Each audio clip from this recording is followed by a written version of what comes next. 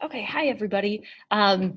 If you're viewing this, I assume it's likely because you're a music student who has gone on the New Orleans trip. I hope it was a good one for you, and maybe now you're getting a chance to get caught up on some of the stuff you had missed. So I'm going to give you kind of an abbreviated version of the stuff that we went over in class while you were gone. This particular lesson is the one that took place on Thursday, the 14th of February, and a version of it also took place on B-Day, although we had slightly shortened class hours then, so yours might have looked a little different.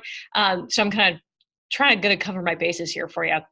But one thing to be aware of, some of you already turned this in before you left. I did collect the defense mechanisms cartoons exercise from people at the start of that class period, and I will be giving people feedback on that and scoring it. So if you hadn't completed that yet, you might want to check out the snow day lesson from the previous week. We also did start out with some warm-up questions in Socrative, and there's really no way for me to keep those live until you return because I'm going to use other ones later next week. So probably the best thing you could do is make sure that you've carefully gone over material from modules 55 and 56 and done a little bit of a review. They're, of course, taking your module reading quizzes would help you with that. I do have it posted again here, but like in this lesson, we also looked at that defense mechanisms practice handout that you got before you left. That would have been probably something that you would have gotten from me the week, like Monday of that week that we had the snow day, or if you're a B-Day student, that Wednesday, so you should already have it. So we opened the hour with some warm-up questions in Socrative, and then we also spent a bunch of time doing some practice with defense mechanisms in Kahoot. That is something that you could do on your own. I've actually posted the link to it. That might give you a good way to check in and see if you're actually getting those things down. Defense mechanisms are definitely a concept from this unit that people need a lot of practice items with, and they need a lot of feedback in order to fully master it. So the cartoons exercise should help, but trying out those practice items in Kahoot could be a good thing to do as well. And of course, if you have questions after you've gone through that, please see me. I also took some time in class to go over with everybody some suggested answers to the defense mechanisms practice items worksheet that you received from me. Some of you had already submitted that, so you've already made an attempt at it and to try and see how it goes. I also posted the key to it in the resources for this lesson. So you might go through and like compare, see how you're doing. Are we matching in how we see these things? And particularly if you are identifying some defense mechanisms that you're continually like flipping, that you're consistently confusing, like maybe projection with displacement or something, maybe make a note of that and be sure and follow up with me during prime time when you return so we can get any questions that you have answered. But of course you can view the key here on the screen by pausing the video, or you could always return to it because it is linked up for you in this lesson. So basically, like the big first part of the class period was meant to give people a lot of practice on defense mechanisms.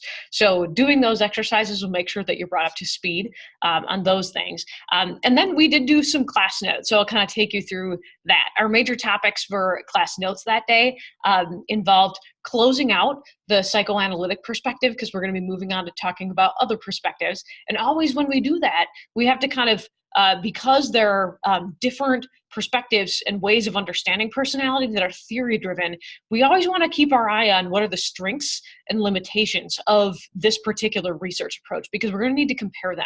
And if you're using your gigantic grid sheet that you got from me at the start of this unit, you might, there's actually a box for evaluating or pro-con for the psychoanalytic perspective. So we took some time to fill that in using the information that you're going to see on the screen here.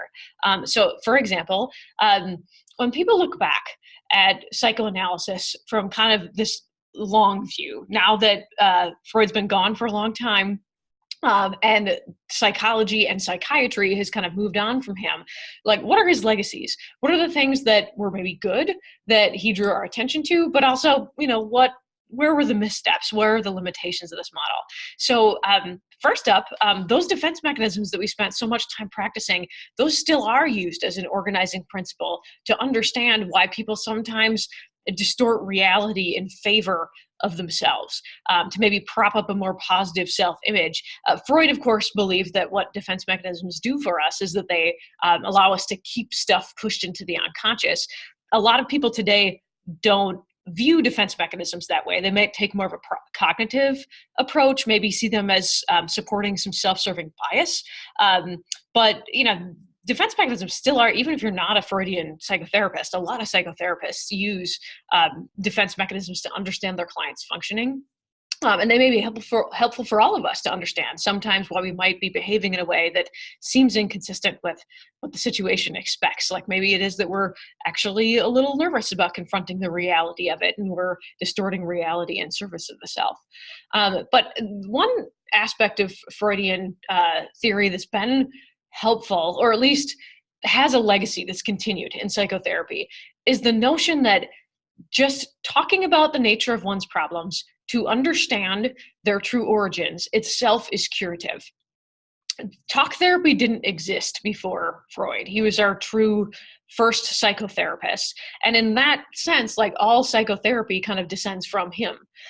We wouldn't have it without him. And there are a lot of psychotherapies today that continue to be insight-based. Like they may not be based on Freud's idea of the unconscious, but they're still based around the notion that, if we understand ourselves better, and particularly if we understand the origins of the problems that we're facing, that we might be able to overcome them more effectively.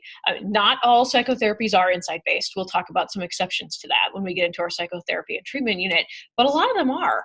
And this idea that, self-discovery and understanding oneself better helps us move forward.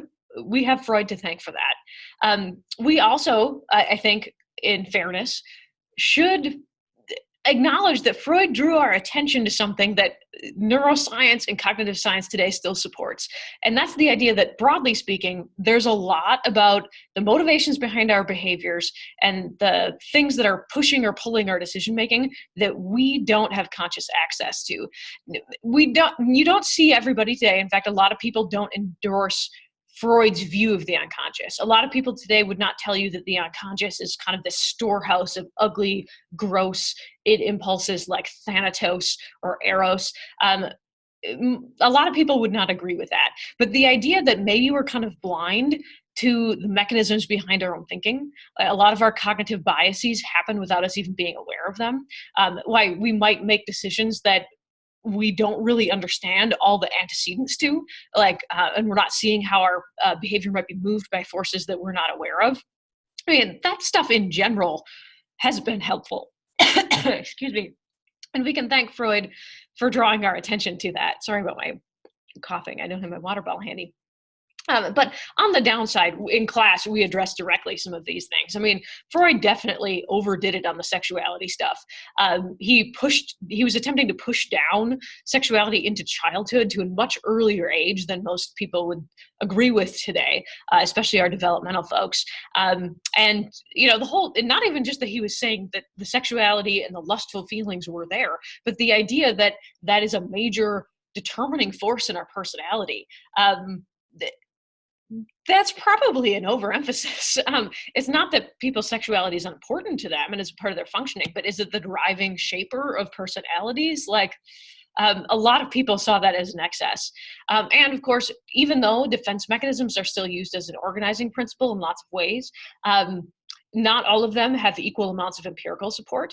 So, for example, repression, although it could happen and may happen to some individuals, the claims that Freud was making about it are almost certainly overstated. Like, he was arguing that it's a typical response to trauma, that people might respond to traumatic experiences by forgetting about them, by repressing them and pushing them into the unconscious. That seems not to be the typical response to trauma. A lot of people actually have a hard time forgetting that. That's why we have trauma-based disorders like PTSD and acute stress disorder. It's also certainly not so widespread that it's a normative part of child development. I mean, Freud argued that the reason that we don't remember our Oedipus or Electra complex is because we repress that uncomfortable and threatening information. There's just no evidence that repression is happening on that wide of a scale and that uniformly to everybody about that specific thing. So some of his claims about repression don't have to stand up. And even just the notion that that's why forgetting happens. Certainly there's other reasons that people forget stuff. I mean, we learned about a litany of them back in our cognition unit. So repression, Now, of course, by modern standards as well, Freud's theory take some criticism, to get some heat, because this is not how you would conduct science today. And some defenders of Freud will tell you maybe it's a little unfair for us to hold him to this standard that maybe wasn't the acceptable scientific standard at his time. And that's worth noting. Like, maybe we shouldn't, disparage him as a person for it. But certainly, this is not how you'd conduct theoretical supporting research today. We don't, Freud derived most of his theories from work with his patients. So they were in-depth case studies that oftentimes he was publishing to support his ideas. But we learned in our research methods unit about the danger of extrapolating or generalizing from case studies, especially of conditions that might be quite rare. I mean, Freud was working with patients who were admittedly quite ill. That's why they were seeking treatment. Patients who had been diagnosed with what was known as hysteria at the time, people who had a lot of neurotic anxiety. And those people might not reflect everybody. So to assume that the trends he was finding there actually are true in everybody, we wouldn't make that leap today.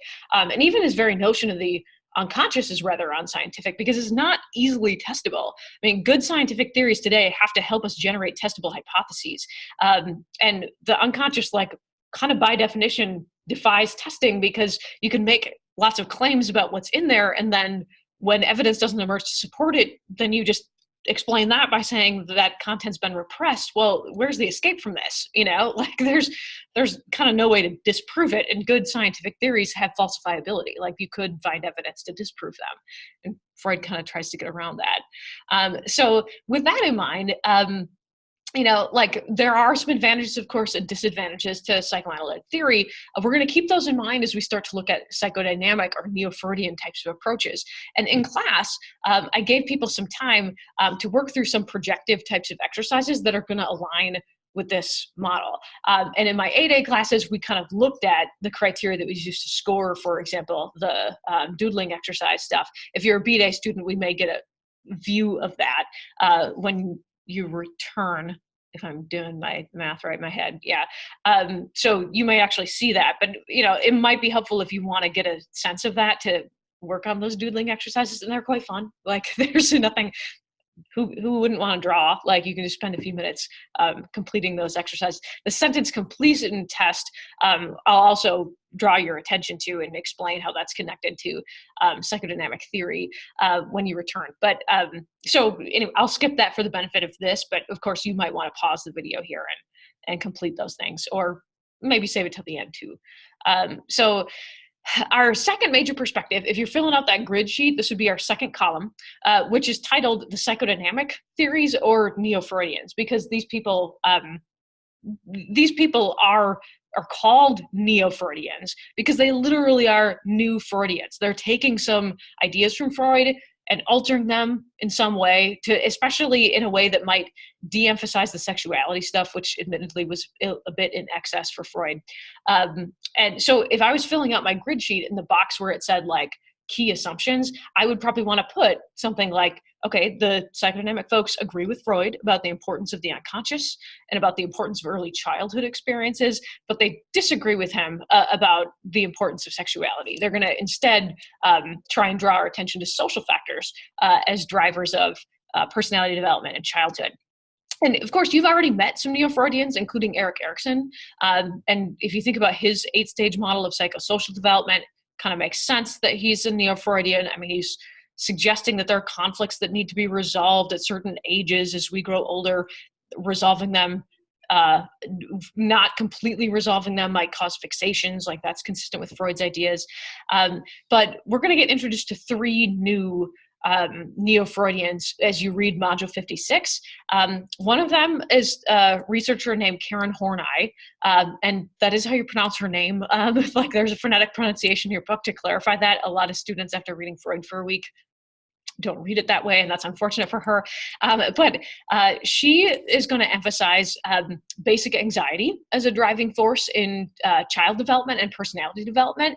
The idea that as children, we have anxieties about who we will be and who we will become, and how we're going to overcome childhood powerlessness, and that maybe we take different pathways of doing that, and that's what distinguishes different personalities. She also took a jab at Freud's very sexist notion of penis envy.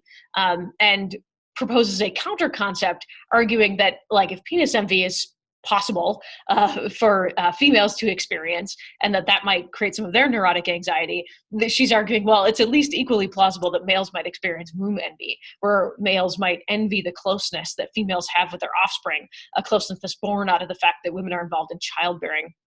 And that have a much more physically intimate connection with their offspring.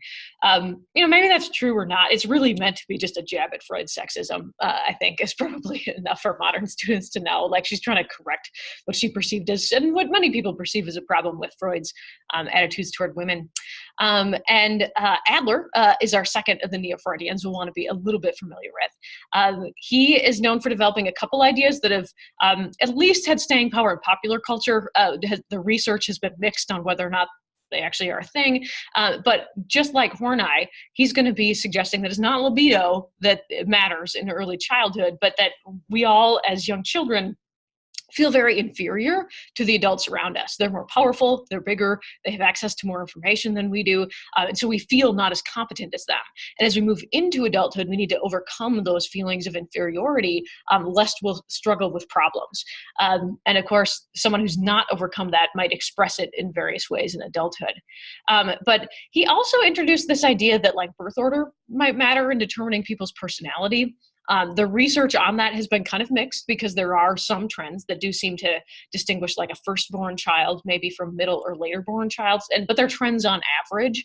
And they didn't necessarily fall out in the way that Adler had predicted that they would. So maybe our family of origin and the roles that we play in it in relation to our siblings and parents might matter to some degree. Maybe there's some trends there, and he drew our attention to that. So cool. But our last Neo-Freudian that we need to be familiar with is Carl Jung.